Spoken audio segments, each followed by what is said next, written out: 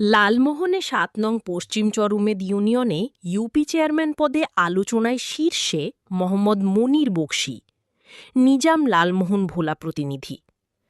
আসন্ন ইউনিয়ন পরিষদ নির্বাচনকে সামনে রেখে ভোলার লালমোহন উপজেলার গজারিয়া পশ্চিম চরউমেদ ইউনিয়নে বইছে নির্বাচনী হাওয়া। এই নির্বাচনে চেয়ারম্যান প্রার্থী হিসেবে আলোচনার শীর্ষে রয়েছেন তরুণ রাজনীতিবিদ ও সমাজসেবক মোহাম্মদ মনির বকশী। নির্বাচনী তফসিল ঘোষণার আগেই ইউনিয়নের ৯টি ওয়ার্ডের প্রতিটি পাড়া, মহল্লা ও হাটবাজারে চষে বেড়াচ্ছেন তিনি। সাধারণ মানুষের দোয়া ও সমর্থন পেতে চালাচ্ছেন। মোহাম্মদ মনির বকশী বাংলাদেশ জাতীয়তাবাদী দল বিএনপির গজারিয়া ইউনিয়ন বিএনপি সাধারণ সম্পাদক। নির্বাচনী ভাবনা নিয়ে ৫ নং ওয়ার্ডের বাসিন্দা মোহাম্মদ মনির বকশী বলেন, জনগণের সেবা করাই আমার মূল লক্ষ্য। আমি যেখানেই যাচ্ছি সাধারণ মানুষের ব্যাপক সাড়া পাচ্ছি।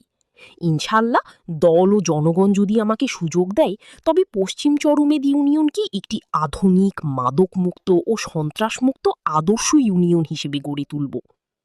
এলাকাবাসীর মতে মনির বকশী একজন সৎ, নিষ্ঠাবান ও অন্যায়ের বিরুদ্ধে প্রতিবাদী কণ্ঠস্বর হিসেবে পরিচিত।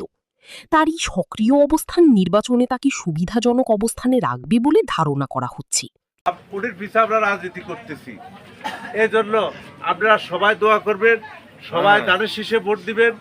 এবং আমরা এই ৭ নং পঞ্চম চরউমেদ ইউনিয়নবাসীর পক্ষ থেকে হাফিজ ভাইকে দোয়া করি এবং সবাই ভোট দেওয়ার জন্য আমরা সেই প্রস্তুতি গ্রহণ করি এবং আমরা তার বাস্তবায়ন পালন করার জন্য কিভাবে আমরা ভোট দিতে পারবো।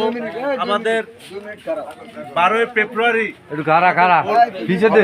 আপনারা সকলে কেন্দ্রে ধানের শীষে ভোট দিবেন এবং হাফিজ ভাইয়ের জন্য দোয়া করবেন, তারেক জিয়ার জন্য দোয়া করবেন, খালেদা জিয়ার জন্য